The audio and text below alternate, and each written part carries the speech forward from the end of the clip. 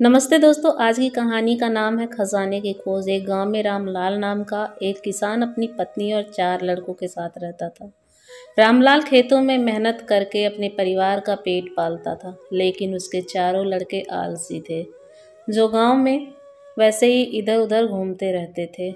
एक दिन रामलाल ने अपनी पत्नी से कहा कि अभी तो मैं खेतों में काम कर रहा हूँ, लेकिन मेरे बाद इन लड़कों का क्या होगा? इन्होंने तो कभी मेहनत भी नहीं करी, ये तो कभी खेत में भी नहीं गए। रामलाल की पत्नी ने कहा कि धीरे धीरे ये भी काम करने लगेंगे। समय बीतता गया और रामलाल के लड़के कोई काम नहीं करते थे। एक बार रामलाल बहुत बीमार पड़ा और वह काफ़ी दिनों तक बीमार ही रहा। उसने अपनी पत्नी को कहा कि वह चारों लड़कों को बुला कर लाए। उसकी पत्नी चारों लड़कों को बुला कर लाई। रामलाल ने कहा, लगता है कि अब मैं ज़्यादा दिनों तक जिंदा नहीं रहूँगा।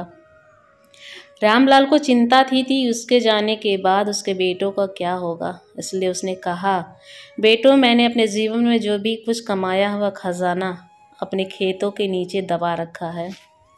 मेरे बाद तुम उसमें से खजाना निकाल कर आपस में बांट लेना। यह बात सुनकर चारों लड़के खुश हो गए।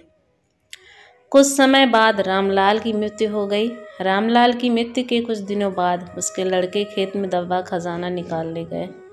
उन्होंने सुबह से लेकर शाम तक सारा खेत खोद दिया, लेकिन उनको कोई भी खजाना नजर नहीं आया। लड़के घर आकर अपनी माँ से बोले, माँ, पिताजी ने हमसे झूठ बोला था, उस खेत में हमें कोई खजाना नहीं मिला। उसकी माँ ने बताया कि तुम्हारे पिताजी ने जीवन में यही घर और खेती ही कमाया है, लेकिन अब तुमने खेत खोद ही दिया है तो उसमें बीज भी बो दो।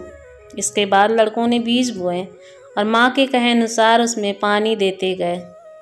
कुछ समय बाद फसल पककर तैयार हो गई, जिसको बेचकर लड़कों को काफ़ी अच्छा मुनाफा हुआ, जिसे लेकर वह अपनी माँ के पास पहुँचे।